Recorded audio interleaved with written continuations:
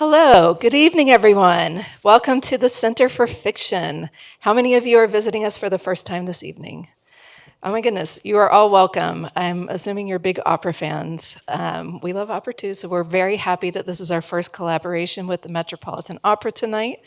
I'll just say, for those of you who haven't been here before, normally it's a little more elegant up here. Our screen isn't working, so we had to do a little bit of a workaround. So please come back for peak elegance another time.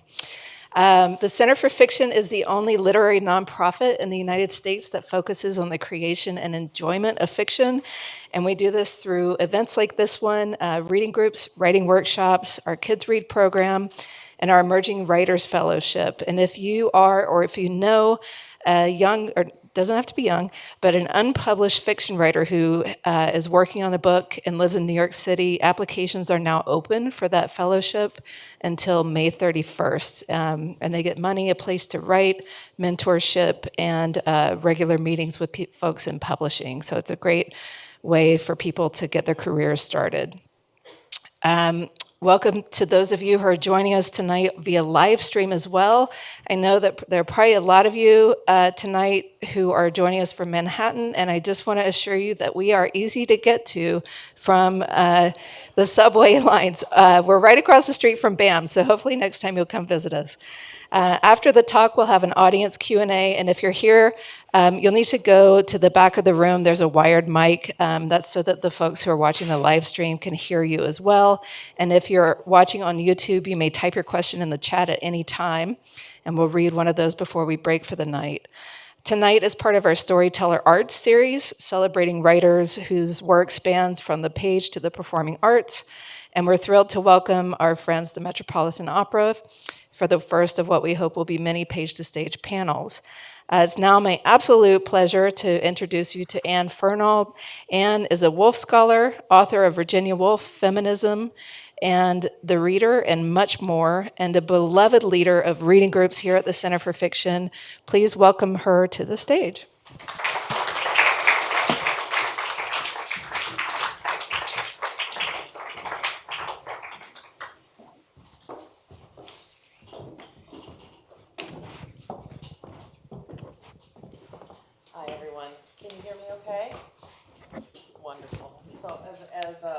Melanie said, I'm Anne Fernald, and I'm so happy to see you here.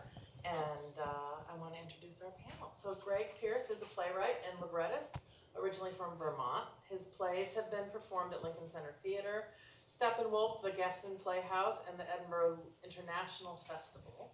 And his opera librettos have been heard at the Met, Cincinnati Opera, and more. He is a member of the Dramatists Guild and the Writers Guild of America, and he is the librettist of The Hours.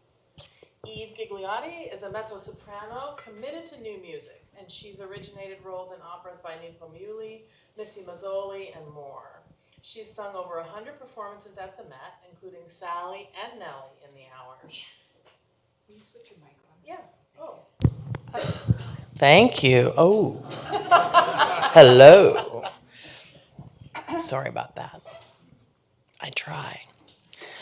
She sung Sally and Nellie in The Hours, and this season she covers Virginia Woolf. She's a Brooklyn resident and holds degrees from the Manhattan School of Music, Manns, and the Curtis Institute.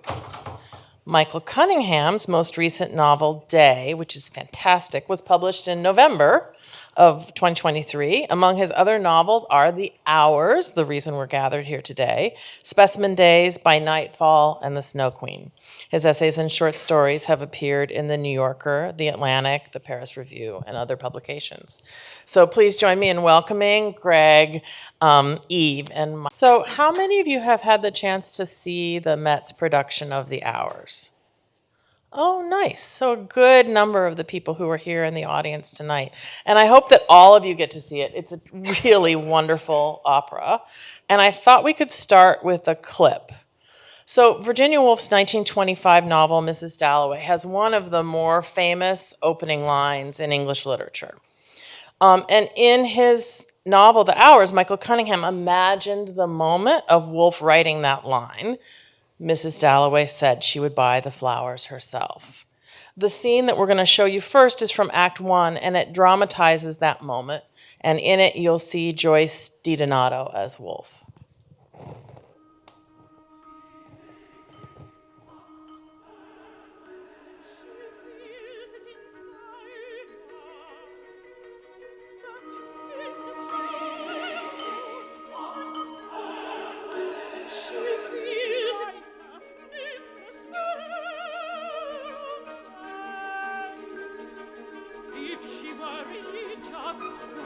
Dear God, she is not. She would call it a soul. Hawkish word.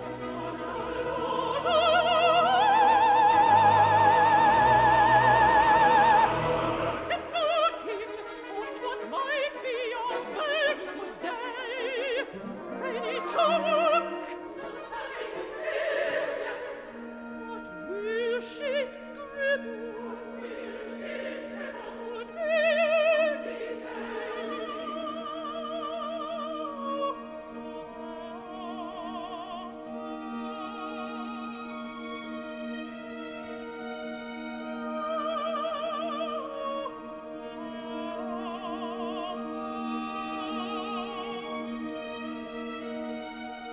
She may pick up her pen and watch it glide across the page. Watch it wonder as gods arrive. Clocks and chocolates and the hour. Golden seconds island glance.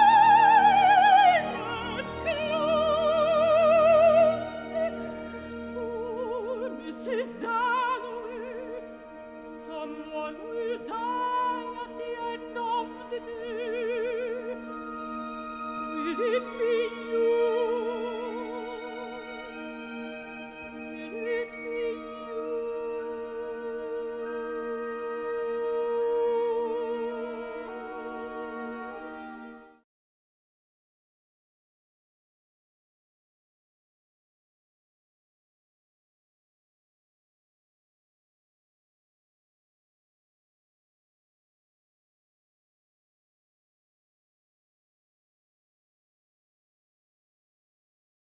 So my first question is about art that depicts writing. And I want to start with you, Michael. It's notoriously difficult to represent. Like, we really are interested in books about writers and books about writing, but there's not a lot going on in terms of action, right? I mean, there's a lot going on in here, but not a lot to describe. So how'd you Want to watch somebody? Am I on? Is my mic on? Okay, because I don't want anyone to miss a word. I know. This. So how'd you approach the challenge of depicting writing? I was most interested in depicting creation, which is close to, but not exactly the same as creativity. Something I always want to know from any writer or any artist I admire is, where did that come from? How did you first get from nothing to something? And then more something and more something. But what if you can possibly identify the moment when it began to arrive? That is fascinating to me. And then the writing is a whole other thing. But I think of Wolf as depicted in the novel as much more sort of on the brink of opening the door that will lead to Mrs. Dalloway. That's lovely. And Greg, what about you? How did you think about that same challenge? And what does the medium of opera afford you that maybe a novel can't do? Well, I think obviously in an opera there's music, and so the music can either be exactly what the character is feeling at that time. So if a character is really excited by the images that are that are coming into it, the music can really match their mood, or the music can also sort of work against it. So they can be saying, "Oh, I'm so thrilled," and trying to keep themselves buoyed by the idea of what they might be writing, whereas the music actually could be, oh my God, what if this isn't good? So I think that's one thing that attracts me to opera, is that the words and the music can be in tandem or working in opposition. That's great. And this is for all three of you, I guess. What was your relationship to Wolf's words as you worked on these pieces, whether it was preparing to sing in the opera, writing the libretto, or writing the hours, right? Is there a moment when you're like, oh, I have to not read her again because she's infecting my thinking, or I need to go have a taste? Why don't we start with me? Why don't we? I'm going to have to try to keep this short because it's a bit of a story. I grew up in Los Angeles as a not especially bookish kid at a not especially rigorous school, and I didn't want to be a writer. I didn't really even especially want to be a reader. I wanted to be a rock star, which I intended to pursue, I think, admirably, undaunted by the fact that I had no musical talent. I just wanted to wear leather pants and light my hair on fire. And in order to impress a girl, every high school has this girl, right? Like she's smart and mean and beautiful, and her 20-year-old boyfriend picks her up in a Mustang after school. That girl, and in order to be impressive to her, I thought maybe if I was smarter, it would work better. So I went to the library, the trailer on cinder blocks where we kept the books, and all they had that looked sort of like literature to me was a copy of Mrs. Dalloway. I was the only one who'd ever checked it out. If I say I read it, I tried to read it, I couldn't figure it out. I was a not very precocious 16-year-old, but I was not so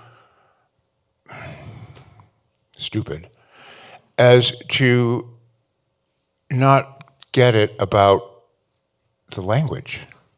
I had never seen sentences like that. I didn't know you could do that, and it was kind of a revelation. Not to put too grand a term on it, but it was like I'd sort of grown up with polkas, and suddenly somebody took me to the symphony.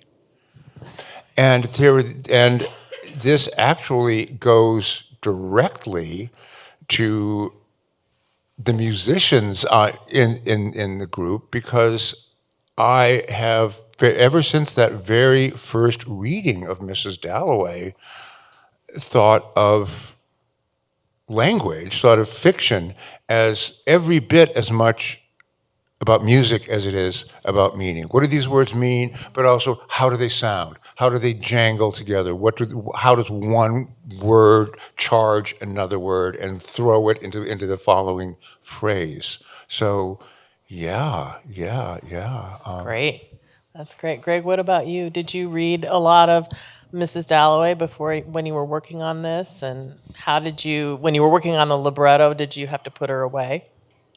I mean, the process of doing the adaptation, for me, I've done a few adaptations, and it's always sort of read a lot and immerse yourself. And so for this opera, read the hours a lot, and Mrs. Dalloway a lot, and also Leonard's journals and just anything I could find about Virginia, and then put it all aside because the opera has to work on its own terms. So just in terms of Virginia's language, I mean, I was a big fan of Virginia Woolf from college days, and specifically Mrs. Dalloway, and then hadn't read her for years. And when I picked it up again, knowing I would do this opera, I mean, I was listening to the music, like Michael was saying. She's a very rhythmic writer, and very surprising rhythms, and very percussive. And I'm always looking for like what's singable and what's evocative, and there was so much there. And it was really interesting looking at the parallels between Michael's writing in the hours and in Mrs. Dalloway, and finding the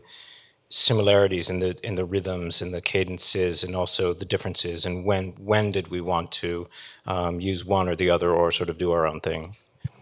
That's lovely. So you're thinking it's a different kind of reading, isn't it? When you read it for setting it to opera, you're looking for, because the libretto is full of phrases from both texts. That's right.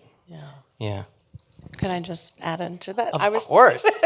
I was going to say that I think my experience with Virginia and this is a little bit backwards.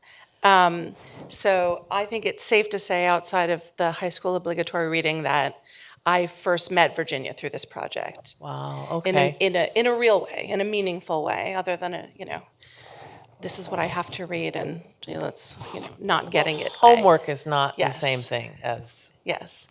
But I approached it backwards because I started with the score. As a singer, I start with the score and what's been given to me on the page. I had read The Hours when it first came out, and so I was familiar with the story itself, but just really treating the opera as my source and then going backwards. So then I went to Mrs. Dalloway, I went back to The Hours, and then I tried to just kind of get a general biographical scope of who she was at this time period of her life. So it's been more of like an archaeological excavation. Is that something you do always when you're doing an opera? Some kind of version of that? I mean, I think so. As they're a not always singer- adaptations, of course, But as a singer, you're working with the material that's been given to you, and you're working with the libretto and the score, and that's the information that you have. Right. And then you can deepen it and enrich it through multiple ways. But yeah, that's your source. So I want to thank you. That's great. I want to back up a little bit and ask you, Greg, how you and Kevin Putz, who's the composer for The Hours, came to this project. And then after that, Michael, how did you find out that this was happening? I came to the project relatively late because Kevin and Renee Fleming, the singer, had been working on a different project and wanted to do an opera together. And Renee said, I would love to do something with really strong roles for women, and maybe something that sort of carries us through different time periods, something like The Hours. And Kevin said, well, what about The Hours? And they immediately went to Peter Gelb with the idea of the Hours with Joyce DiDonato, Kelly O'Hara, and he said yes right away. So then they went about looking for a librettist, and so they asked me to do it. So that's how I came on board. Hard decision to say yes to this project? Yeah, absolutely. And Michael, when did you find out that this was going to happen? Well, I gave the rights to the Met some time ago. And time went by, and I thought, well, most things don't happen. Almost everything doesn't happen. And it was a couple of summers ago, maybe 3 summers ago, a couple of people emailed me or called and said, congratulations. And I said, well, thank you. For what? And they had read in a theater magazine that The Hours was actually going to get made. So I found out that way. Well, that's kind of fun. And I just, I want to make sure that we get to this. There was a movie also. And Yes. in both cases, the last thing I wanted was a faithful adaptation. What I want, both with the movie and the opera, is to see what someone gifted in another medium will do with the story I wrote. So, I mean, there's no other answer to how I found out. The Met didn't call me. It was in a magazine. But I don't. That's just the answer. I didn't feel bitter about it. I just felt go. You're not go, fussing make about. Make it your own. Yeah. And I think that's important because there are changes, And sometimes people get fussy and persnickety. You know, oh, Clarissa's supposed to have an 18-year-old daughter. How come in the opera she's complaining about, worrying about whether or not she should be a mother, right? Yeah, And I know, it's a but very different attitude that you're describing. It pisses me off when writers talk about their precious fucking book. Sorry, I can't help it. Yeah, it's a book. This is one version. There could have been a lot of other versions. It is not a piece of the true cross. It is not a holy writ. It is a work of the imagination that could be reimagined any number of ways. And if you feel that precious about it, don't sell it to the movies or to the Met, and just sit home with the book on your own. That's right. So, Eve, I want to ask you about singing. Okay. And I love to sing, and it's something I only do privately because I have no talent for it. But you cover for the role of Virginia, and we talked a little bit when we were preparing for tonight about the challenges of just singing Virginia. So can you just talk to us just about what it's like to sing that part and how you prepared to cover for it? Well, if you notice, Joyce really never leaves the stage for very long. Joyce DiDonato is the fantastic mezzo-soprano that is singing Virginia Woolf at the Metropolitan Opera. Virginia is, she's written throughout the entire piece. Tessitura-wise, it's low, it's high, it's, you have to understand dramatically what's going on with this character and the internal conflict that Virginia's going through.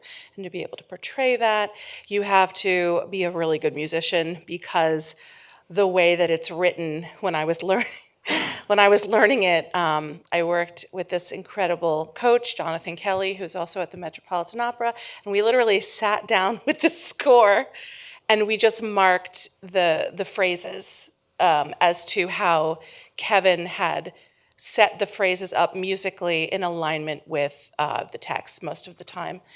And it was, 4 bars, 3 bars, 5 bars, 2 bars. And there was no regularity, which is also indicative of how Virginia's mind works.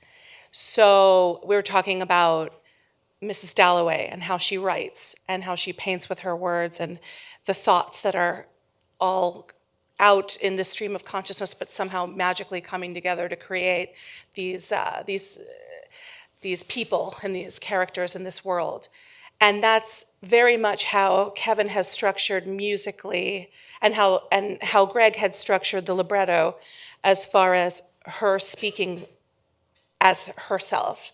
And so in learning it, you don't have a simple 4-bar phrase where you just kind of end up on the tonic and it's all lovely.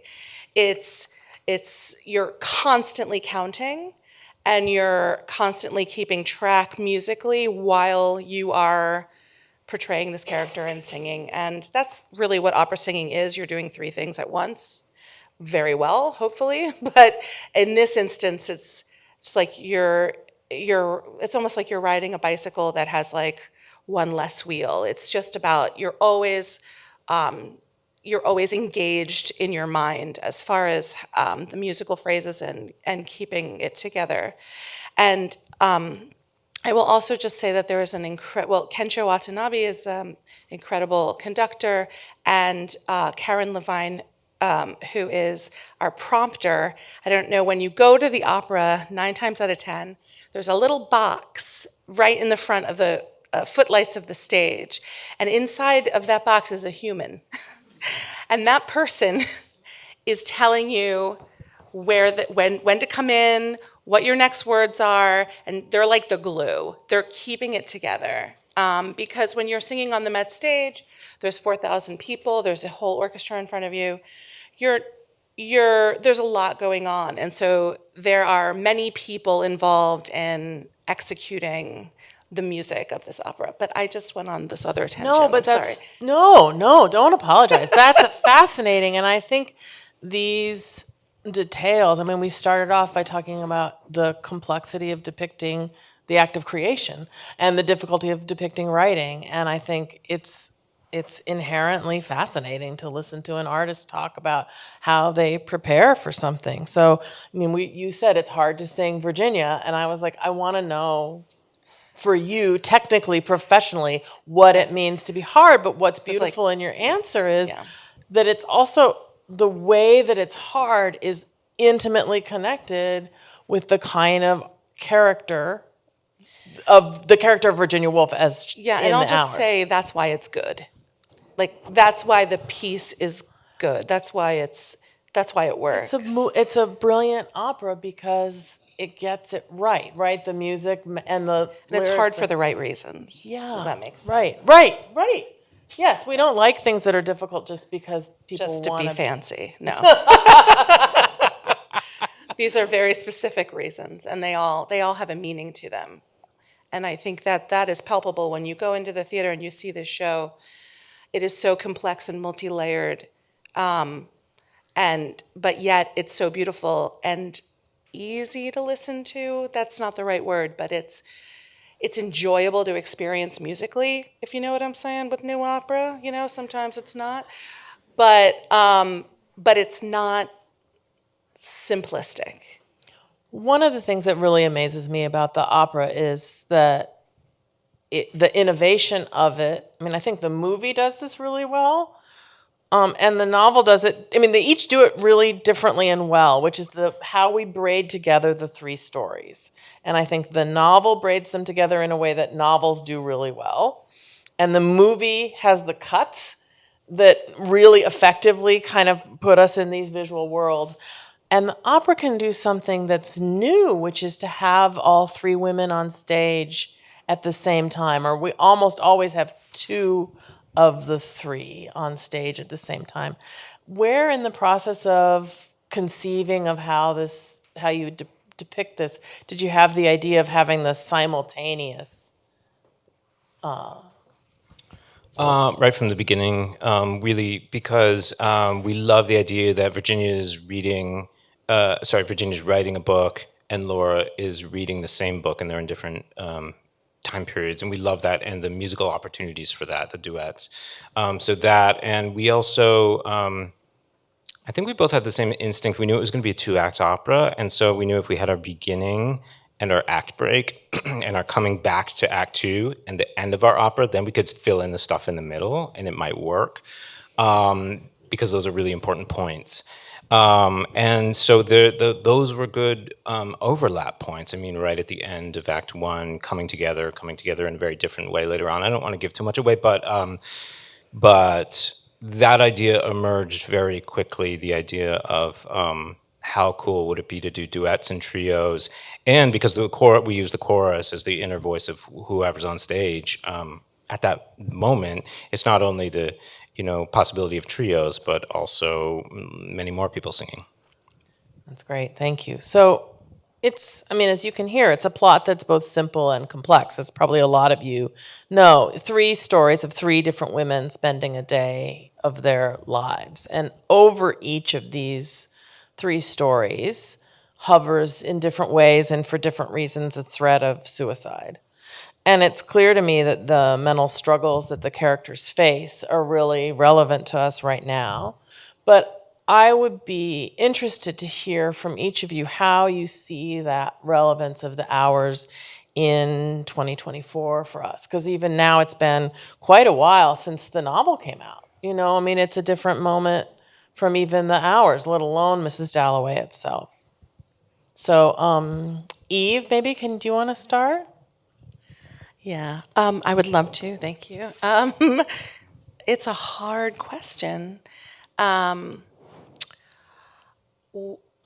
I watch the opera, when I experience the opera, the thing that affects me deeply is my experience as a mother and as a woman, and what that means to me, and watching these women make choices in their lives because they have to. And they're not always easy choices. And I think that's really important to really show that. As far as the mental health issue, I think the challenges that many of the characters are dealing with throughout the opera. I also think it's something that is hard to depict, hard to communicate through theater. But again, the music and the way the music informs each of these characters, it's like what Greg was saying earlier, you can be talking to somebody but feeling something musically, and the audience understands what's going on emotionally with the character. And so there's a really deep ability to communicate these hard things through the power of music that I think is really important. I think you really see that with Laura Brown when her husband is so cheerful. He's so happy. He's so happy, and she has to respond to his happiness, but we know how much pain she's in. He's like, it's fantabulous, it's fantabulous. And it's like, no, it's not fantabulous, right? Greg or Michael, did you want to? I mean, I guess I can, in terms of the suicide, I can talk about how we approached Virginia's suicide while writing it, which was that when we started the opera, there were a lot of sort of proposals. How are we going to do Virginia's suicide, and how are we going to watch this on stage? And I think that I felt that I didn't want to ignore her suicide because that's an important thing, and I didn't want to treat it like that's anything, a shameful part of the story or anything to not talk about. At the same time, I wanted the thrust of the story to be this woman who has had a breakthrough and written her novel, and how incredible that is, and she really, and especially given her mental health struggles, she wrote this beautiful thing, and I didn't want to end the opera with Virginia's suicide or have that be the climax of her story. I feel exactly the same. Virginia Woolf is, in some circles, almost as famous for walking into a river with stones in her pocket as she is for what she wrote. Sylvia Plath, there's a whole list, many of them women, who are as well known for their demise as they are for their lives. And I opened the novel with Woolf walking into the river and choosing to die there. But I was so aware of the fact that Woolf suffered episodes for which the word depressing is a little too mild. She went way, way, way, way down and then would come back. And when she was back, she wrote as convincingly and lyrically and penetratingly about the pure joy of being alive as any writer I can think of. And that is an optimism you can trust, Right. Because this is coming, this is not just, ha, ha, ha, isn't it fabulous? This is somebody who has seen the depths of the depths of the depths and can still write, what a lark, what a plunge. Hell yes, what a lark, what a plunge, Virginia. And yeah, I think we had the same feeling, that then you want to dispatch her, the end of her life, and end it with life going on. Because how she ended her life was not by any means the most important thing about her. Right. I mean, it isn't about any of us, right? Right. But I think that, especially when you say, oh, I work on Virginia Woolf, people say to me, oh, wasn't she crazy? And I'm like, no, she was brilliant. She wrote my favorite texts, so that, yes, I agree. Opera's really known for depictions of dramatic death. So it's kind of a brave choice. I mean, you had one right there and you chose not to do it. How does the death in the hours fit into operatic tradition, and how is it different? And how did you think about that? I think part of operatic tradition is like being big, big gestures and women going crazy because they didn't, get the man that they wanted, and then killing themselves dramatically. And because aside from Virginia's suicide, there is another suicide in the story of the hours that we had to and wanted to put in. We had to sort of wrestle with that a little bit. Like, here we are at the Metropolitan Opera, and there's 4,000 people, and people, and there's spectacle, and we have a big event. But how do we do this? And we really relied on our really brilliant director, Phelan McDermott. I mean, we have it in the script how this character kills himself, and we had conversations with the director about really how to do that, and what is the aftermath. Like, what are we doing after that? Are we, looking closely at grisly details? Are we going right into the loss? This person's gone. We don't want to move on too quickly and skip over what just happened. So those are all conversations. I'm having. It's a tough question, because once we started working on the hours, we were only working on the hours. We weren't thinking of Tosca or any, you get blinders on. And I wasn't thinking about Michael's book, which is one of my favorite books, and I care deeply about whether Michael likes the opera, and I had to just focus on the opera. So that suicide and all of those things we just pretended like this was the only thing in the world for right now until the opera was finished. I was just going to say there's not a dry eye in the theater. And that's also backstage after every show. Because, what Phelan and Peter did to stage this incredibly intimate moment between Richard and Clarissa, and then how they move through it. There's into the morning, and how it links to everyone else that you've been watching on that stage all night. Everything comes together, and you realize that we're all connected. And that's for me, one of the most powerful aspects to the work, is that we are all connected. Thank you. That was great. I know it's tough to talk about, and I really appreciate the sensitivity, in the opera, but also of the way you talked about it here. And I also wanted to talk about it to have a sense of the gravity of the themes in the opera, and also because it helps me introduce this second clip that we're going to share with you today. And in it, the character of Richard Brown talks with Clarissa Dalloway. So he's thinking about how his life is ending, but he's also talking about art. So I'm going to pull us out into talking about art, and he's singing about how he wanted to write something true, that was his ambition. So we're going to watch this clip with Renee Fleming as Clarissa and Kyle Kettleson as her ex-lover and dear friend, a celebrated writer who's dying of AIDS. So can we have the clip?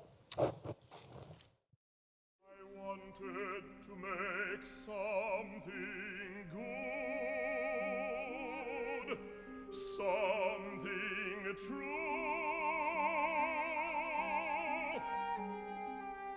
It didn't have to be great, just something someone might read in the future. A girl, maybe, who's feeling hopeless. Someone I'll never meet. And maybe, just maybe, it would keep her alive long enough to write a poem for someone else. Beautiful novel. Give me your hand. Stay where you are, Mrs. Dalloway. You've been so good to me. Richard, don't!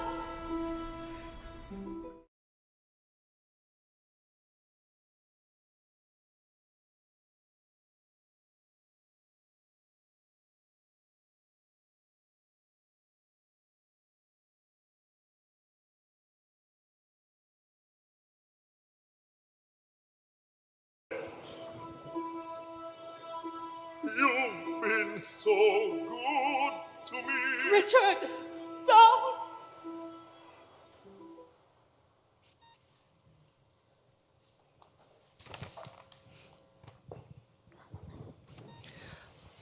It's just so beautiful. One of the things that is so heartbreaking, among the many things that's heartbreaking about that scene, is Richard describes what he had wanted. So it's the excruciating past tense of a writer who knows he won't write again. There's a lot in the hours that's about the creative process, about ambition, fear of failure.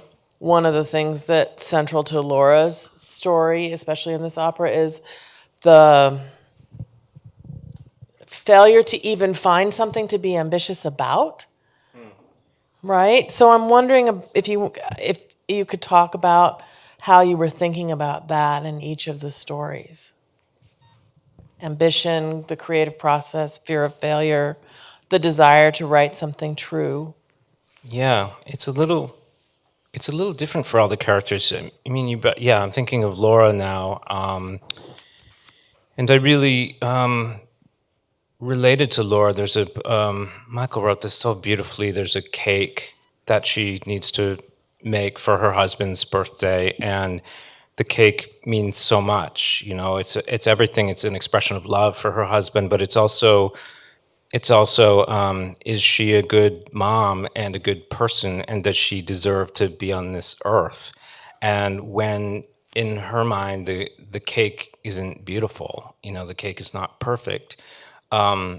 It in her state, very low state, it becomes a message that, in my mind anyway, that you're a terrible person, you're a terrible mother, and you don't deserve to be on this earth. And I think that's it's just an incredibly strong portrayal of how of the distortions of mental health.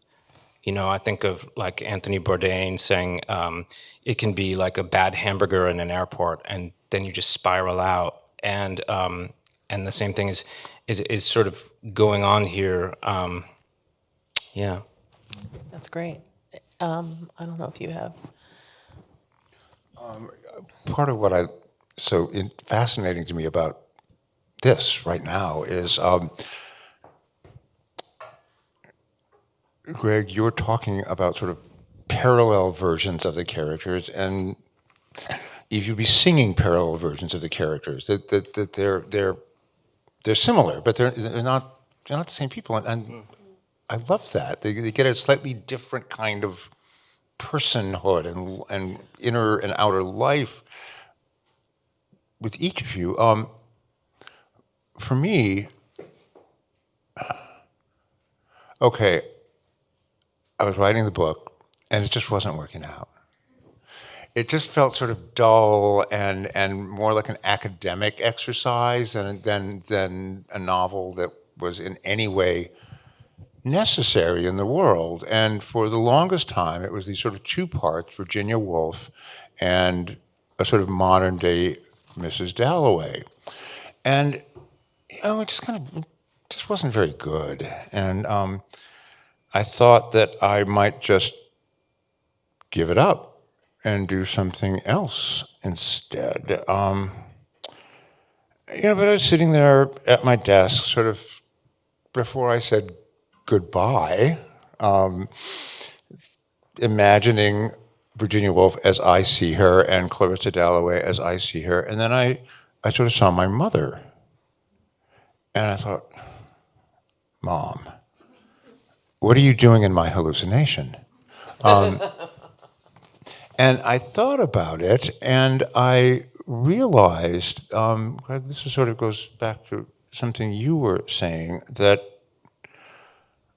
my mother, like many women of her generation, and like some women now, was way overqualified for her job as homemaker and wife.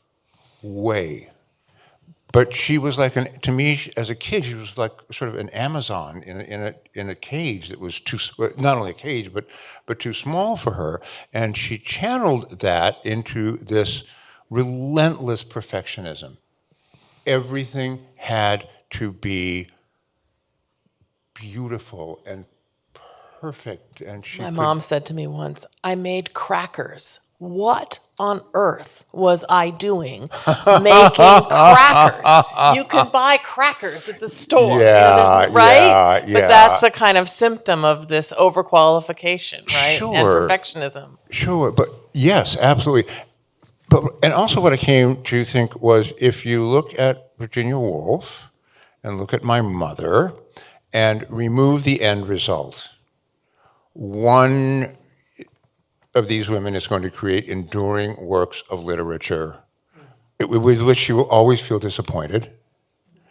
The other is trying to bake a cake so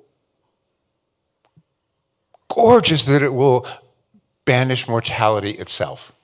But if you take those two things away and just go with one of my very favorite human qualities, the urge to do more than you can do, more than any human being can do. If you take away the books and the cake, the person, you've got the same person. Essentially, emotionally. Well, and that's so Woolfian because she really challenges us to see in Mrs. Dalloway that the party that Clarissa's giving matters as an offering, and we shouldn't trivialize it. Right. So a birthday cake matters. Exactly. Yeah. So adaptation is really distillation, a lot of it, right? And alteration. And so in the third of the hours that talks about Woolf's life, that's not made up, but that's touching on historical facts, right? That's the piece of it I'm thinking about for this question. And for your work with the whole novel, I'm wondering, Greg and Michael, if you could talk about something you had to leave out or something you had to change that you were nervous about or felt like, oh, I really wish I could figure out a way to include this part of the hours, but it's a 2-act opera, not a 5-act opera. So I'm just curious about something you left out or changed. I mean, one thing that some people have talked about is in the novel, Clarissa has a teenage daughter, and who doesn't appear in the opera. And in the opera, her partner Sally, really wants a child, and Clarissa has to kind of wrestle with that. And I don't usually talk about sort of like reasons why we did certain things because I don't want to like interfere with the viewer, but I will talk about this one.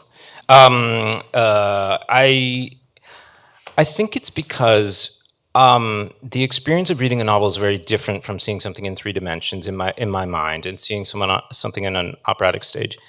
And what we're used to when we go to the opera, we've come to expect is a character, especially a main character, who is at a crossroads, who is struggling with something, who, if you think of the operas that you really love, is this person going to get this thing that she wants or not? And I was a little bit haunted by a production I saw a long time ago of Mrs. Dalloway, where that Clarissa Dalloway was a real observer on stage and was basically kind of walking around, looking at things and feeling.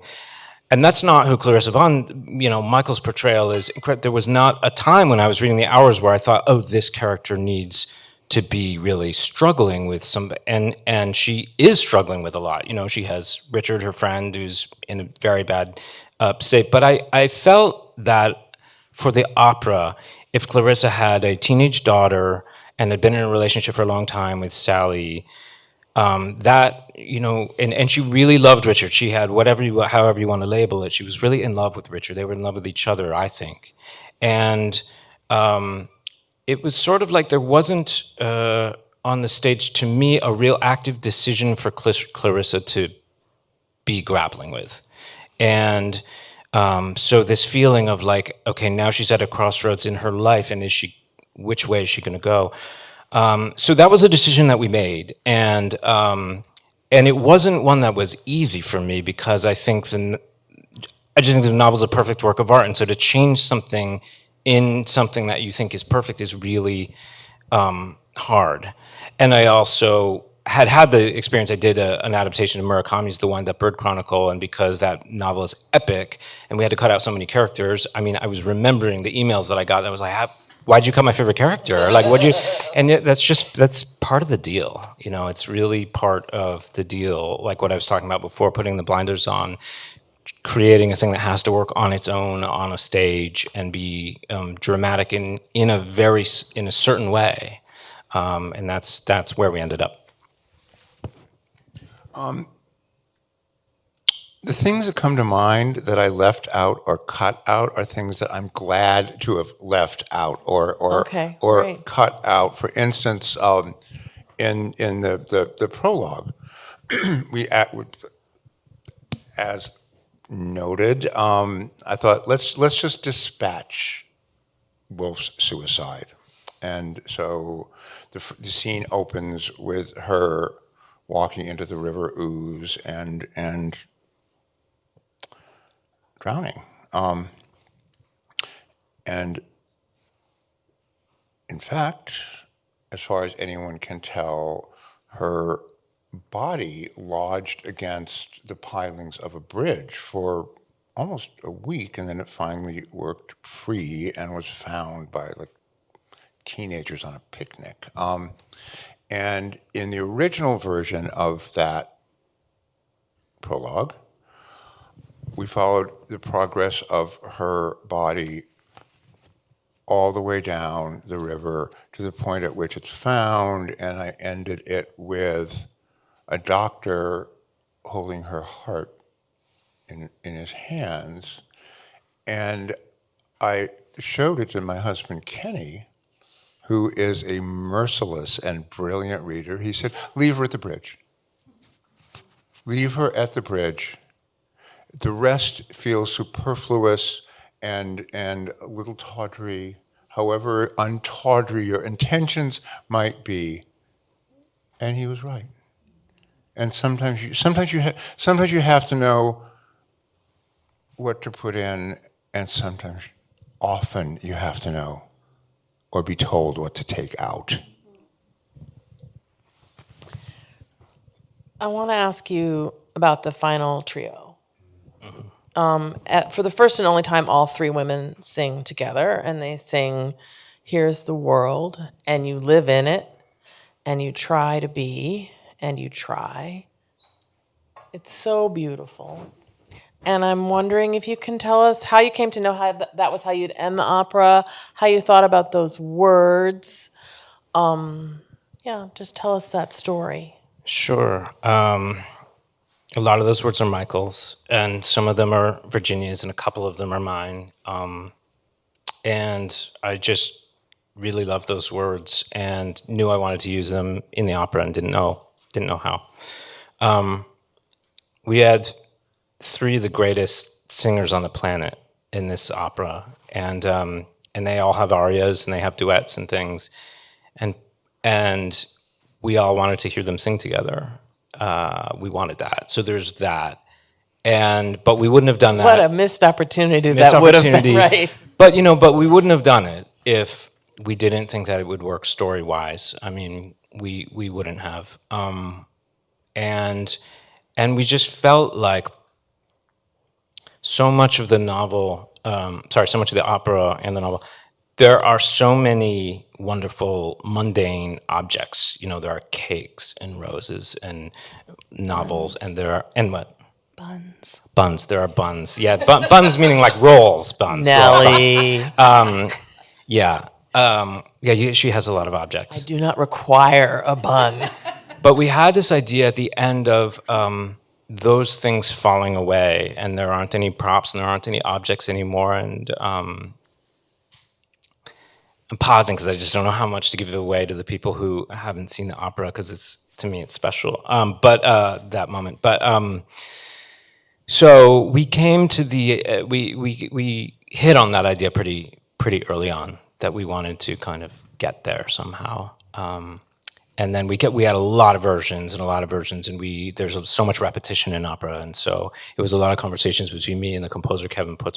What are we repeating? Why are we repeating that? Does that mean something else if you do it 3 times or 4 times? All those conversations happened, and then you're always dealing, as Eve knows, the very technical concerns of opera, like if you want these 3 incredible singers to sound beautiful, give them beautiful vowels. And you try all along. There's Oz. Oz is a beautiful vowel, right, Eve? It's really nice. Yes. Yeah. Also, I love O, and you give us lots of O's. I give you O's. All alone, Yeah. all along. But I was thinking of the trio. Every once in a while, imagine the trio And if you they have try, to sing and you like try. the word turtle or something over and over. It doesn't matter how good the singers are; it's not going to be beautiful. Such a good librettist, Gray. So you really have to think about story and the technicalities of the medium. Yeah, the vowels and the prosody of the language and where it sits in the voice and how that will affect the sound that is being made in that moment, the tessitura. And What's tessitura? I'm sorry. Tessitura is like the range. Is it high? Is it low in the vocal range? Am I singing a high note? Am I singing a low note? On what word? Technically, different vowels are easier to make beautiful sounds on in different parts of your voice. But I'll also just say what the other thing that Greg and Kevin do so beautifully is in this trio, we're finishing each other's sentences.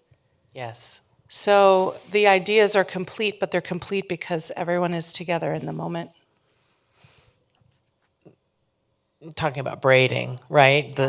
So we're going to open it up to questions from you in a moment. So have it in your head, and there's a microphone in the back. So we'll need you to use that so people can hear. But before we do that, I wanted to ask you if there's anything you didn't get a chance to say or anything you'd like to ask each other. This is your chance. I want to ask Michael, how weird was it opening night to come and you were talking about Laura and parallel versions. I mean, was the entire night like a parallel experience for you?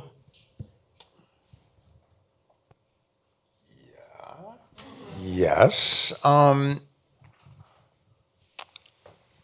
then again, no. The best I can do is to say that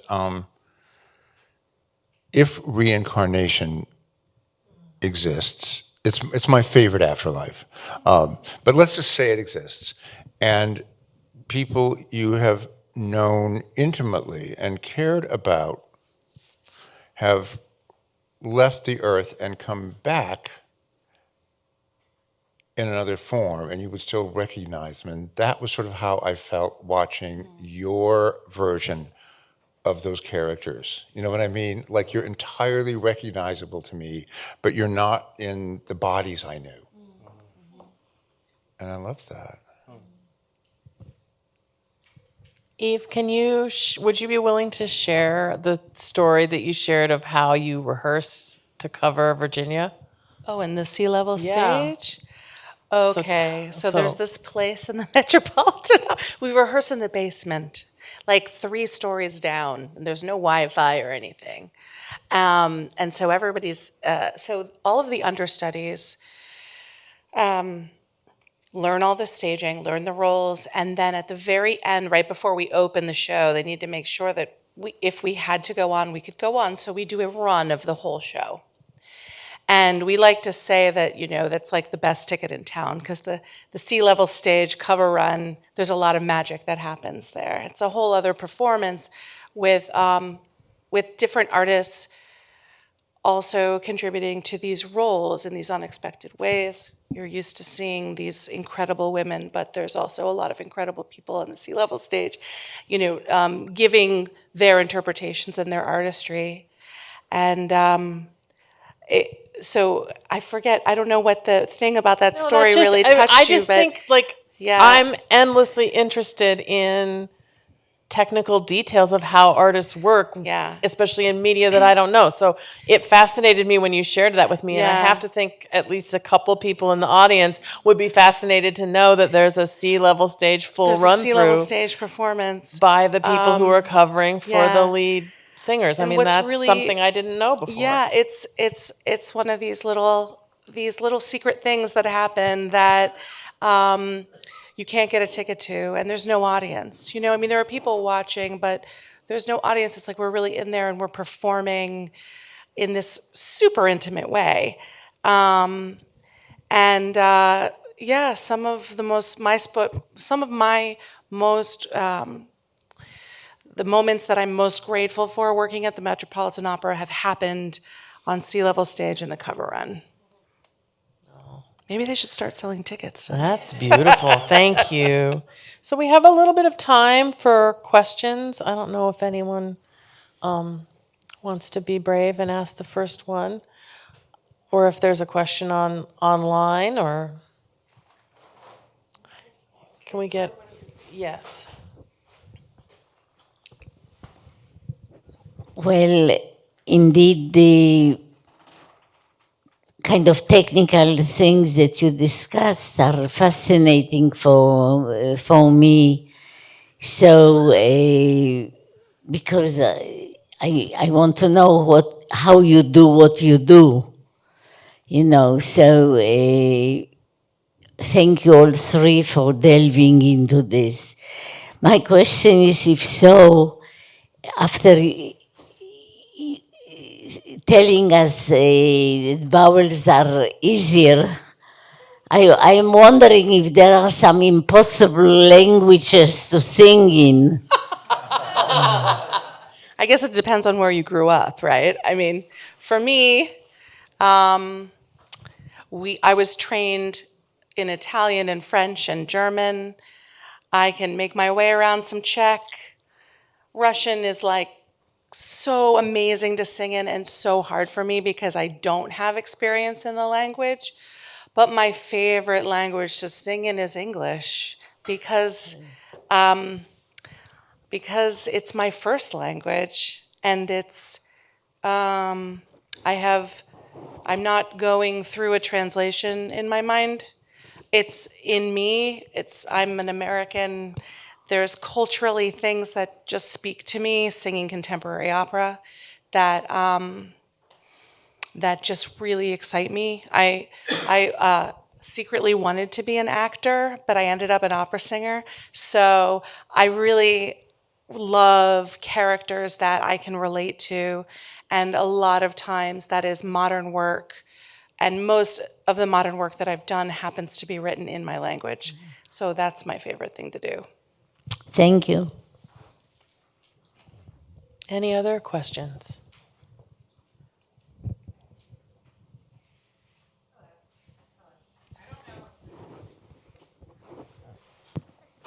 It's good. Hello? Okay. This was touched on a bit before, you know, obviously talking about suicide in a bit, I suppose, when we were talking about your mother, but I was wondering about how grief informs both the performance and also the writing of, you know, whichever medium that might be. Is that for That's for all of you us? all, I suppose. Yeah, I wonder for you, especially, I suppose, in works of fiction and Sure. bringing your own self into it. Mhm.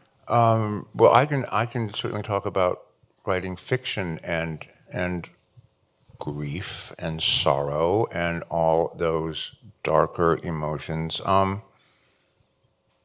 mean, I don't want to be like a downer or anything. It's a downer of a question, so I understand. Yeah. No, it's not. You know, I think I'm also, of course, a reader as well as I am a writer, and my sense is that fiction is a sort of companion. Fiction involves helping you understand that you are not alone with whatever it is you're feeling. And I have nothing in the world against happy little books, but I feel like I can manage my happiness pretty well on my own. And what I tend to look for in what I read is voyages, journeys into darker waters. But just quickly,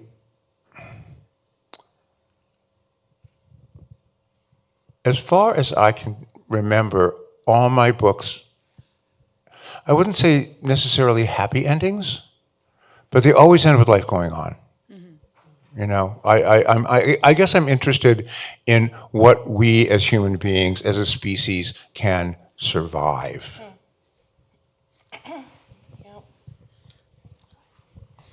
I feel like because it's a long opera and because people are in the seats and they have to watch, they can't leave, they can't, you know, if it's a movie you could leave, if it's a book you could put it down, if it's a little bit much for you. It was important to me and to us writing it that we were authentic to the experience of grief or sadness or depression and those, and also that it didn't become a heavy blanket over the entire opera, because the characters are too rich for that, and they have dimension, and it's a real, that can happen, you know, that can happen, I think, in any medium when you're dealing with those things, or protagonist who's really sad, you know, it can just weigh everything down. And so that was the challenge for us, how to really go down as deep as we can in 3 hours and really be with them at the bottom, but also stay true to the idea that they're trying to pull themselves out, and even and there are moments of joy and other moments. Yeah, I was just going to say that as the performer, the word that popped into my mind when you asked that question was vulnerability. As a performer, it's important for me, at least in my process, and like what I've learned as I've been doing these things and working with Joyce and observing the people that I get to work with who are incredible teachers. It's about staying vulnerable and staying open in the moment. It's not my job to tell you what to think or feel. It's my job to just be Virginia, to be this person in conflict, and to just allow the space for that. And it's hard to stay vulnerable, but that's how you let everybody in. That was beautiful. And I think that's a great place to end the formal part of tonight. I want to thank the Center for Fiction and the Metropolitan Opera. And most of all, I want to thank the three of you for sharing your brilliance with us. So thank you all for being here.